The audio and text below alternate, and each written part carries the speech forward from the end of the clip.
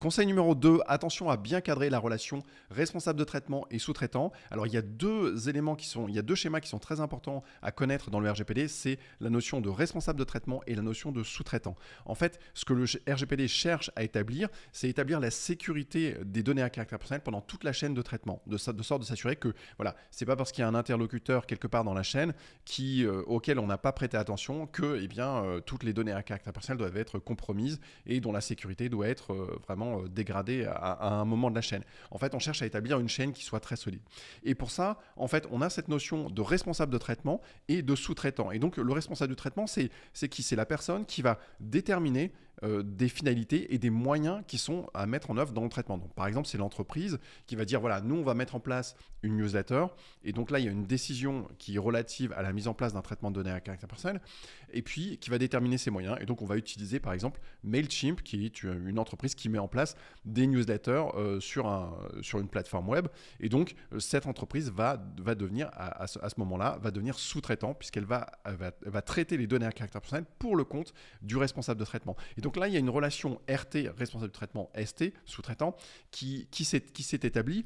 Et c'est très important parce que cette relation, elle est très cadrée par le RGPD. C'est-à-dire que pour que cette relation existe, il faut forcément qu'il y ait un contrat, il faut forcément qu'il y ait un certain nombre d'obligations qui soient précisées dans le contrat. Et donc ça fait partie vraiment des piliers de base. Et dans cette relation, vous allez avoir beaucoup d'éléments qui seront absolument essentiels à comprendre. Par exemple, le sous-traitant ne peut intervenir que sur instruction du responsable du traitement. Et donc lui, le sous-traitant, il ne peut jamais partir avec les données à caractère personnel, il ne peut jamais les exploiter pour son compte. Ça, c'est un élément qui est essentiel à comprendre parce que si vous avez un partenariat commercial, par exemple, entre deux entreprises, deux organisations, et que vous dites, bah voilà, en fait, nous, on est responsable de traitement, vous êtes sous-traitant, eh bien, il faut être très clair que le fait que cette entreprise ne pourra pas réexploiter les données à caractère personnel pour son compte. Elle sera toujours tenue d'intervenir sur instruction du responsable de traitement. Et donc, voilà, donc si vous avez un partenariat commercial dans lequel vous dites, on va co-exploiter les données, mais en fait, cette personne sera sous-traitante, eh bien, en fait, non, la personne ne pourra pas co-exploiter les données, elle n'aura plus la possibilité de déterminer les finalités, d'utiliser les données à caractère personnel comme elle l'entend. Donc ça, c'est un élément qui est très, très important à bien comprendre. Alors, qu'est-ce que c'est que le sous-traitant? Eh bien, c'est simplement la personne physique ou morale qui va intervenir pour le compte du responsable du traitement. Donc là, il y a vraiment une relation c'est le responsable du traitement qui décide et puis le sous-traitant qui exécute. Alors cette relation, elle doit être bien cadrée, cadrée dans le sens où en fait, il faut forcément qu'il y ait alors quatre éléments qui sont imposés par l'article 28. Alors pas de souci, je vais vous donner un contrat article 28, donc vous avez le lien ci-dessous avec le contrat qui va vous permettre de conclure ce contrat article 28. Donc normalement, ça coûte 2000 euros, donc je vous le donne gratuitement. Donc profitez-en, comme ça vous avez déjà tout ce qu'il faut pour pouvoir commencer. Et puis vous avez en plus le lien, je vous mets un lien avec un article ci-dessous qui détaille en fait toutes les obligations de l'article 28, donc voilà, il n'y a pas de souci, vous aurez tout ce qu'il faut pour pouvoir déjà mettre en place un minimum d'éléments de conformité. Alors, je disais qu'il y a quatre éléments qui sont importants dans l'article 28. Premièrement, c'est que le responsable du traitement ne peut sélectionner que des sous-traitants qui présentent les garanties suffisantes. Alors, on va voir ce que c'est en détail. Ensuite, il faut que le sous-traitant intervienne que sur instruction du responsable du traitement. Je vous ai dit, là, il y a une relation vraiment qui est importante c'est le RT qui décide et c'est le ST qui exécute. Ensuite, il faut qu'il y ait une autorisation écrite pour que le sous-traitant puisse lui-même sous-traiter. Donc là, il y a encore une fois cette idée de maîtrise de toute la chaîne de traitement des données. On doit s'assurer qu'il n'y a pas un maillon faible dans toute cette chaîne. Et puis enfin, il doit y avoir un contrat spécifique de sous-traitant. Donc ça, c'est le contrat article 28 que je vous ai transmis. Alors, dans les garanties suffisantes, alors ça, c'est l'article 28 qui le dit expressément, c'est-à-dire que le responsable du traitement ne peut faire appel qu'à des sous-traitants qui présentent les garanties suffisantes quant à la mise en œuvre de mesures techniques ou organisationnelles appropriées de manière à ce que le traitement réponde aux exigences du présent règlement et garantisse la protection des droits de la personne concernée. Alors ça, c'est toujours l'idée qu'on doit s'assurer que dans toute la chaîne de traitement des données à caractère personnel, eh bien, il y ait une sécurité, il y ait une conformité au niveau du respect de cette réglementation. Alors, qu'est-ce que ça veut dire les garanties suffisantes? Eh bien, ça doit être des garanties relativement à la taille de l'organisation. Par exemple, vous avez un sous-traitant qui a du personnel dédié, des personnes qui ont été formées à la conformité RGPD, des personnes qui sont formées à la sécurité informatique, qui savent de quoi elles parlent, pour lesquelles il y a une expertise qui est suffisante. Ou voilà, par exemple, dans certains cas, le sous-traitant peut présenter de meilleures garanties de sécurité, par exemple, que votre organisation. Si vous traitiez votre newsletter vous-même, vous mettriez en place des serveurs, eh bien, vous n'aurez pas forcément la même maîtrise que voilà, une entreprise dont c'est vraiment le métier. Donc ça peut être des éléments de garantie. Le deuxième élément, c'est que le sous-traitant ne doit intervenir que sur instruction du responsable du traitement. Et ça, c'est précisé par l'article 29 en l'occurrence, qui dit qu'il ne peut pas traiter ces données, excepté que sur instruction du responsable du traitement. Ça, c'est un élément qui est très très important, qui doit impérativement exister dans le contrat article 28 que je vous donne, c'est indiqué spécifiquement. Et donc, il faut que ce soit prévu. Il faut qu'il y ait une clause qui soit prévue, qui indique ça de manière très claire.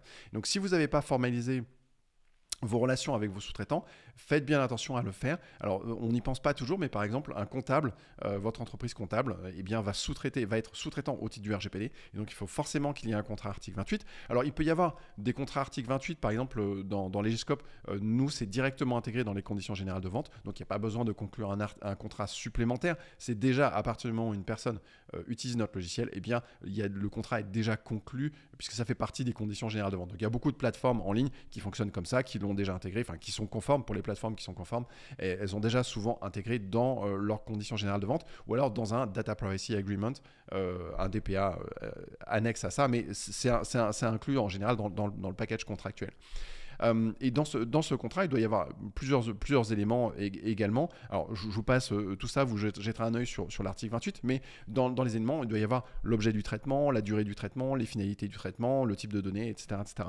Donc, par exemple, si on utilise, nous, quand on a construit Legiscope, on a créé cette grille d'analyse avec une trentaine de critères à prendre en compte, 28 ou 30 dans ces eaux-là, critères à prendre en compte. Et donc, vous pouvez soit effectivement, aujourd'hui, faire votre grille, jeter un œil sur, voilà, est-ce que tous les critères sont bien là, ou vous avez la possibilité aujourd'hui d'utiliser l'intelligence artificielle et envoyer, faire un copier-coller de toutes les CGV dans le logiciel, et puis c'est l'intelligence artificielle qui va trier ça et qui va analyser ça très très vite pour vous. Donc ça fait partie des points, voilà, ce qui vous fait gagner pas mal de temps. Et dans les clauses qui sont obligatoires, qui doivent être imposées, on a également ce qu'on appelle une clause de réversibilité, c'est-à-dire qu'à partir du moment où on arrête le contrat, où on arrête la prestation, eh bien, le sous-traitant doit supprimer toutes les données à caractère personnel ou les renvoyer au responsable du traitement. Donc, il ne doit plus traiter les données pour lui-même, d'une quelque manière que ce soit. Et ça, c'est vraiment le fait de s'assurer que voilà, il y a une sécurité minimale quant aux données à caractère personnel qui sont traitées. Puis après, il y a des obligations de confidentialité qui sont liées au personnel du sous-traitant, etc., etc. Donc il y a pas mal d'éléments, mais encore une fois, voilà, ça fait partie des points sur lesquels il faut être vraiment. On entend beaucoup parler du consentement, etc., ou du bandeau cookie. Bon, c'est souvent des choses qui sont accessoires, alors que ça fait vraiment partie des points qui sont hyper importants, ne serait-ce que au titre des droits que vous allez avoir en tant que responsable de traitement. Si vous mettez une autre organisation en tant que responsable de traitement, eh bien, elle aura également des droits sur les données à caractère personnel que vous collectez et traitez. Si vous vous mettez vous-même en tant que sous-traitant, vous n'aurez pas le droit de traiter ces données. Donc il y a beaucoup d'enjeux juridiques qui sont importants, qui doivent être traités, et ça fait vraiment partie des piliers de base sur lesquels il faut commencer à réfléchir en vous disant, voilà, où sont nos sous-traitants? Est-ce qu'on a tous un contrat article 28 avec eux? Ou est-ce que nous, on est en relation de sous-traitance? Est-ce qu'on a signé un contrat avec nos responsables de traitement, si vous avez des clients? Et puis voilà, ça fait partie des points sur lesquels il faut quand même bien réfléchir et qui sont vraiment fondamentaux, parce qu'il y a des amendes là-dessus, il y a des sanctions, et ça doit être passé au crible.